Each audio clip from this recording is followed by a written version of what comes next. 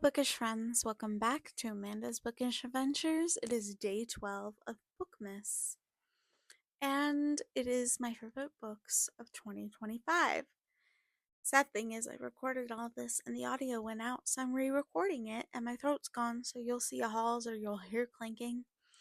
Hopefully, it doesn't go out, but I have both videos, and hopefully, that will give me enough footage where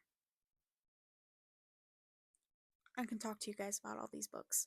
So I will have to say I have more favorite books, but these are on the top of the list. But I will give a shout out because on day 18 of Bookmas, it's a series vlog, and it was my favorite series of the book year, and it would have been included, but it got its own video, so it's not included. But go read that, or not read that, watch that if you want to hear my thoughts on that series. But let's talk about some of my favorite books in 2025. We have Gate to Kashimi by Poppy Karuki. While in Japan researching her family's history, a vicious typhoon sends Ilsa Mackenzie 128 years back in time to the dawn of the Setsun Rebellion, where she meets her ancestors and a charismatic samurai Kai with whom she unexpectedly finds romance. But unlike her beloved, Ilsa knows about the looming samurai rebellion and Kai's fate. Should she attempt to change history or somehow make her way back to the life she had before? That is the main question. So Ilsa, even though it says she is Scottish, she is half Japanese, and she went to Japan to basically kind of keep a promise to her grandfather to learn what happened to her ancestor in the rebellion, because he fought in the rebellion. There is no record, they just have family lore. So she goes there, transfers to the college for a temporary broad. That's sad. I've read all this, but she transfers there for a temporary, not a temporary assignment, but she does transfer there to learn, and it's an abroad class, so I think she's only there for a couple semesters.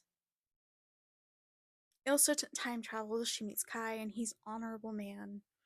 I think she's an outsider. They're basically at the end of their culture. So Kai is dealing with the rebellion. He's dealing with his honor. He's dealing with a lot of things, and Ilsa basically would love to find out what happened to her ancestor.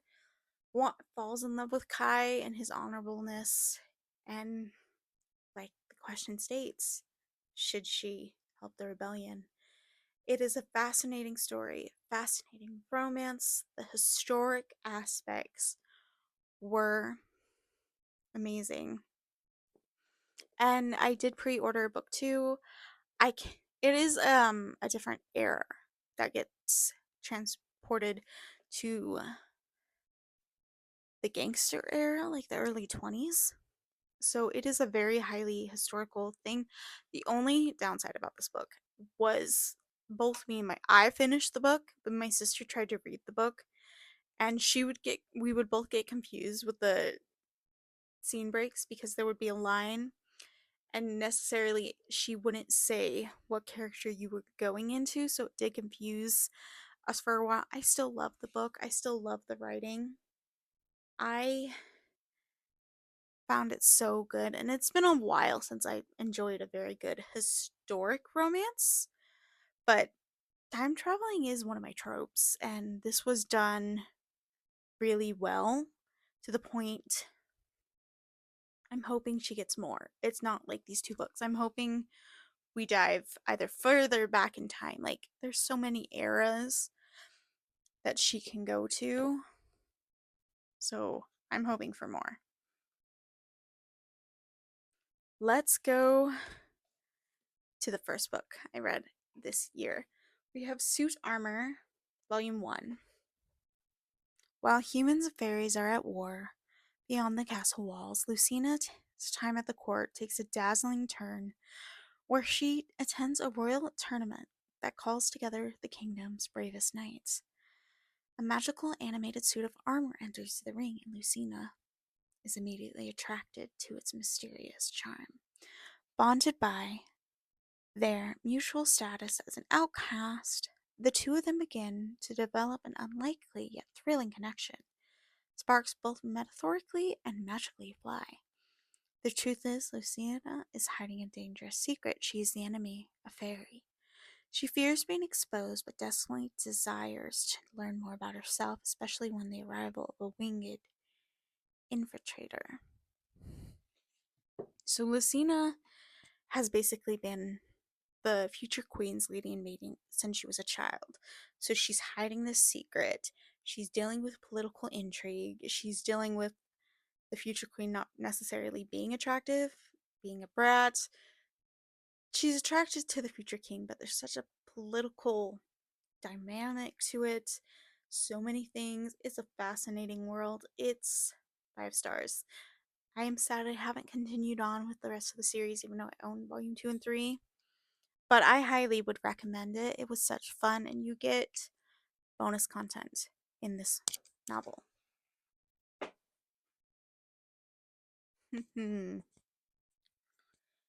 I one of probably the things I ordered very early last year was when this cover came out.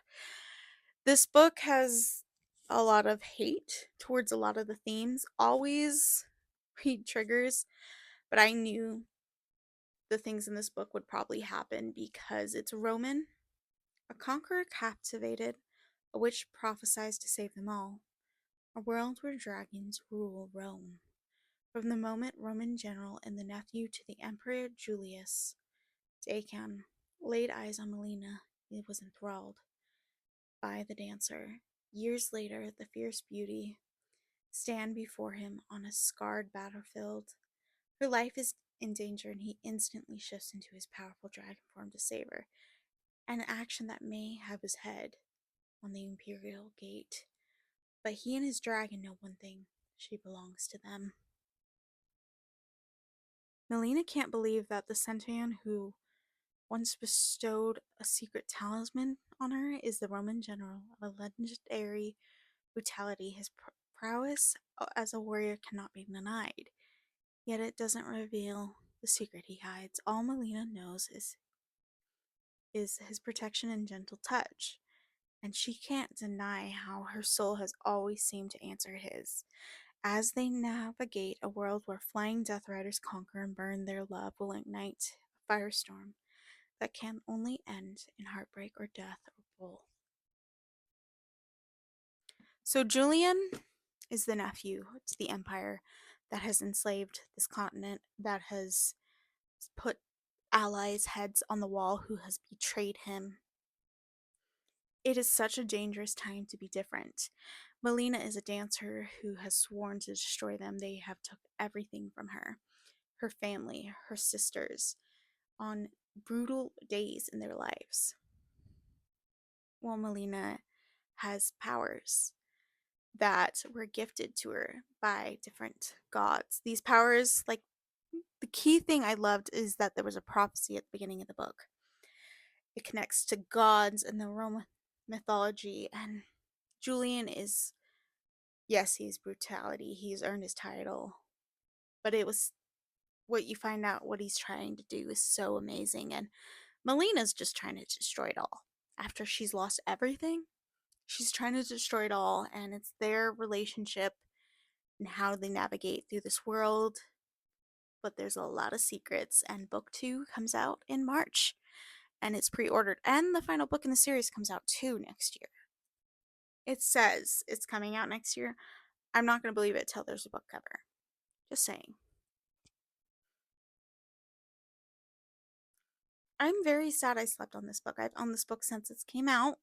I own book 2, and I'm more sad I didn't read that. But let's talk about Full Moon Rising by Ruby Dixon. As a holder's daughter, Aspeth Honoré knows the importance of magical artifacts, which is why a disaster that her father has gambled all theirs away. Now that her family is in danger of losing their hold, their heads, and if anyone finds out the truth, Aspen decides to do something about it. She'll join the Royal Artifactual Guild and the adventurers who explore the ancient underground ruins to retrieve the coveted arcane items. It's a great plan with one big problem. The guild won't let her train because she is a woman. Aspen needs a chaperone of some kind. The best way to get around the problem, marry someone who will let her become an apprentice. Who better than a surly guild member who requires a favor of his own? He's a minotaur. It's fine. He's their teacher. Also fine. He's also about to go into a rut, which is where it gets tricky. He also has no idea she's a noble. Oops. And he'll want nothing to do with her if he discovers her real identity. Now Aspeth just has to pass the guild test, thwart a title hunter, save her hold, survive a rut with her monstrous horned husband, whom literally she might be falling in love for. It's time to dig deep, literally. So, Aspeth is the heir to the hold, and the artifacts protect the people. And when her father started gambling away everything, she can no longer protect her people. So she plans to disguise herself, get into the guild, find some new artifacts for her hold, so the people's lives who she have depended on her since her very existence can help her. So she does marry the Minotaur and her teacher, and on the top of my head, I don't know his name. They really need to start putting male names in descriptions. It is their romance. He has been with the guild for a very long time, and he's a very well-known guild member to the point he's well respected. But this moon comes and it changes their species, the Minotaurs, to the point where it's with their god, their timing, and it pretty much like no memory. You find a partner to do this time with, and then you get away from society. And it's breeding plus with other stuff. It had a lot of my tropes that I love, and it was a 5-star. I was laughing, I was crying and dying. It was amazing. And this, I hope that book 2 is not the end. If you hear the buses in the background, it's because they're picking up the kids in school. And I am tired because I did an overnight shift, and really sad that the first go around of this video, the audio cut out. It was one of my favorites. I read it, I think, either for Aurelium. There are 2 books that I'll talk about at the end of the video that I definitely read for Aurelium. So either I read this for I read this one for Aurelium because it had a prompt of the cave. It was amazing, and I'm hoping to read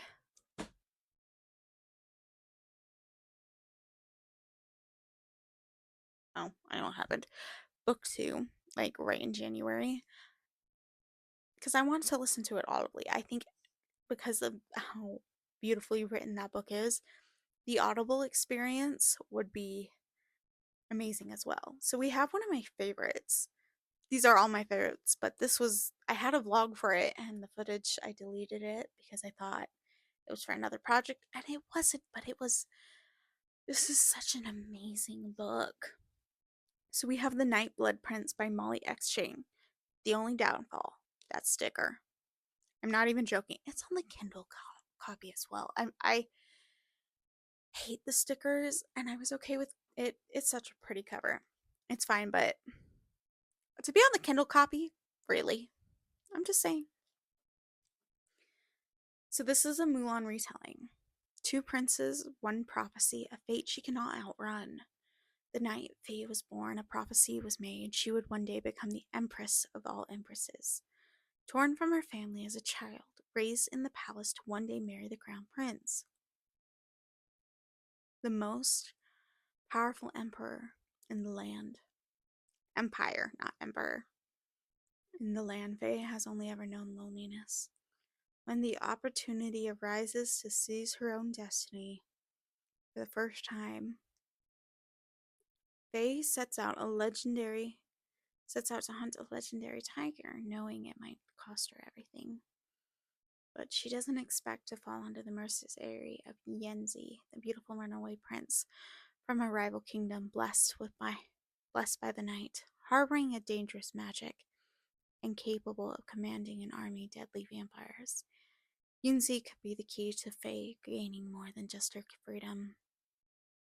But to outrun destiny, Faye must spark a wave of events that will change the world as she knows it. Torn between two princes and plagued by nightmares of bloodshed, she finds the stars might be more inescapable and more irresistible than she ever considered before.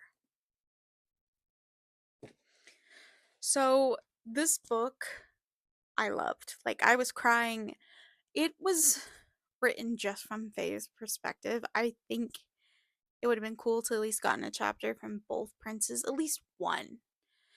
But it is very brutal. You have the rebellion from like Mulan's thing, but it is so good. So Faye is ripped from her mother's arms, thrown to this palace with cold servants, told she wasn't, even though this prophecy is amazing, right? She was told she was less than who she was engaged to. She was treated wrong by her servants. The crown prince, who was basically her only friend in that society, who was obsessed with her and loves her, didn't treat her the way she wanted to be treated, because there was love there for him. There was interest for this other love interest as well, but that was like the first love. So yes, she wants to get away from this prophecy. She didn't want to necessarily get away from him because she did love him, but she wanted to get away from what she's lost, what it means, and everything else. She befriends the other prince in the hunt to change their fates. And his story is sad because the emperor, who is the crown prince's father, has destroyed these countries, has took political hostages to dominate power, and has caused such a conflict in this world that it really leads to this story.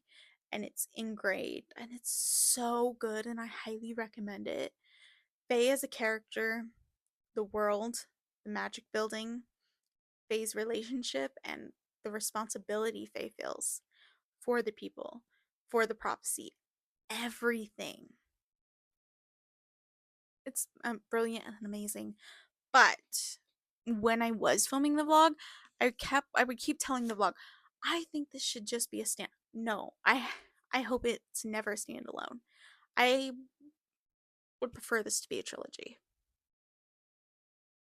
Not a I don't think it could be a duology. It would have to be a trilogy. This might be a standalone. I don't want it to be. With the way it ended, do not want it to be. But it is a masterpiece. Let's talk about these two. We have two Twisted Tale books, and I'm going to go by the order I read it.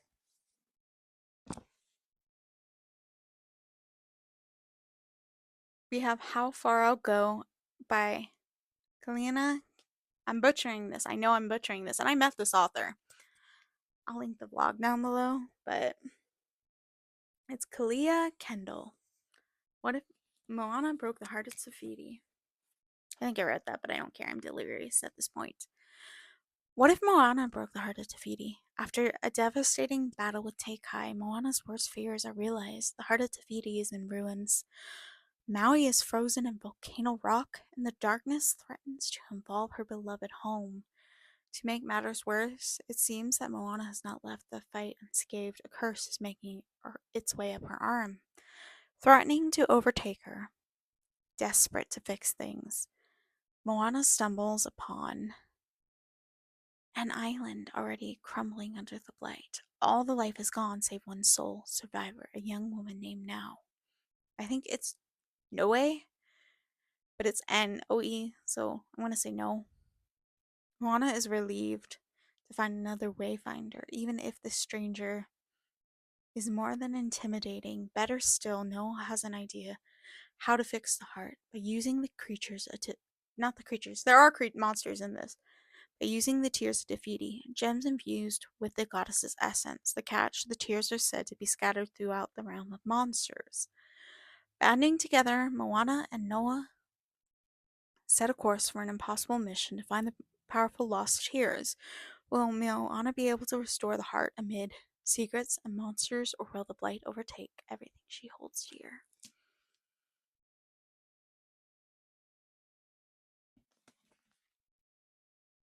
This book, I have vlog footage from Aurelium of me crying. I could not stop crying. To the point it was, I don't know. I'm not going to say embarrassing because it was written amazingly. I loved Moana when the movie came out. This Twisted Tale has jumped straight to my favorites of the series. Moana has a lot to pay for when the heart breaks. You get to see the realm, more of the realm of monsters. We discover how, when Maui brought up the island, what damage they did to the realm of monsters. You meet some new characters, new friendships, and you see monsters who've basically had to survive the curse of when Tafiti's heart was took, and how did they survive as well? It wasn't just humanity that was affected when Tafiti's heart was stolen by Maui. I loved that we got more of the development, more mythology was included, and some scary villain was included, worse than to take Kai. You also get more of Tafiti in the sense, like in the movie, you get the scenes, but you truly could feel her as a goddess, and it made her character more for me, and it was amazing. And the side characters, the friendships. There's one thing about this book that somehow I hope we get it, because I hope in Moana 3 we get something like that, some more backstory like that, because it was amazing. The author did a brilliant job. She worked with, so she talked about how she had to audition for the book, to write for the book, and how she went through audition after audition with Disney Hyperion. She worked with Disney, I don't remember what she called it, but like a guy who would know the pure knowledge of Disney. So each book they would find someone who knew the most knowledge on that characters and that movie. And Disney Hyperion pays such close detail in the Disney Twisted Tale series, and every Disney inspired book series, they do amazing to add so much attention to detail. I was crying. I was crying for this one as well, and it's by the same author. Not the same author, but this one I did not expect to have such a reaction to, because I did not like the movie. I did not connect with the movie, but it's become one of my favorites. What if Wonderland was in peril and Alice was very, very late? Alice is a different from other 18-year-old ladies in Victorian Kexford, which is perfectly fine with her. She'd rather spend her golden afternoons taking pictures with her trusty camera, chatting with her outrageous aunt Vivian, or visiting the children in the square, than receiving visitors or doing embroidery. Thank you very much. She's also interested in learning more about the young lawyer that she just met, only because he's rather curious, and not because he's rose cheeked and charming. But when Alice develops the latest photographs of her neighbors, strange familiar faces appear instead. The Queen of Hearts, the Mad Hatter, even the Caterpillar. There is something quite off about them, even for Wonderland creatures. And in her self portrait, Alice finds the most disturbing image of all, an imprisoned, injured, dark haired girl begging for Alice's help. Returning to the place of nonsense from her childhood, Alice finds herself on a mission to stop the Queen of Hearts' mad military march across Wonderland and to find her place in both worlds. But will she be able to do so before the end of time? It was brilliant. So, in the movie, from what I remember, and it goes back to that, Alice was a child. Well, her time in Wonderland has influenced her so much to the point she needed an outlet, and her aunt, who is a modern woman in a Victorian society who deals with a lot of complications, and she's a mentor for Alice, and she loves her, and she's just a brilliant woman. She got her into photography. You get to see Alice's parents and the relationship Alice has with her parents. I loved it. Was written so well, and the charming lawyer, Katz, amazing. But Alice is dipping in between coming to reality and dealing with the political intrigue that is going on with her, the society she's living with. But she's also going to find out what happens to Wonderland, what happens to her friends. Why is the Queen of Hearts doing this mad march and destroying a balance that she ever knew? And when Alice meets her friends again, they talk about certain things, and it triggers Alice's in a way where she couldn't speak up, she couldn't say everything. So it is basically finding herself, and in both of these societies. And I cried. The last chapter I was crying. I was like, no, no, no. But the epilogue was amazing. And Wonderland. Can't beat Wonderland. You can't beat Alice. I will recommend the Twisted Tale series for anyone who is a Disney lover. I will recommend these two. I will also recommend Neverland. Like, if I'm going to say if you enjoyed Alice, you will love Neverland, or vice versa. You would love Wonderland. Both of them. None of the Twisted Tale series has been below 5-star. I have never once not given them a 5-star. They are masterful, and it is a series that I hope continues on for as long as Disney is around. Now that is it for day 5 of Bookmas. I'm not going to rank these books. They're all 5 stars. They're all amazing. I will have to say, the Twisted Tales I did cry a bit at. I'm going to say I had tears with this one as well. But they're all so good. And I will see you tomorrow in day 13 of Bookmas. Now, if you read any of these books and you agree, I'd love to hear your thoughts. If you have any recommendations based on these books I talked about, I'd love to hear that down below as well. And I will see you tomorrow.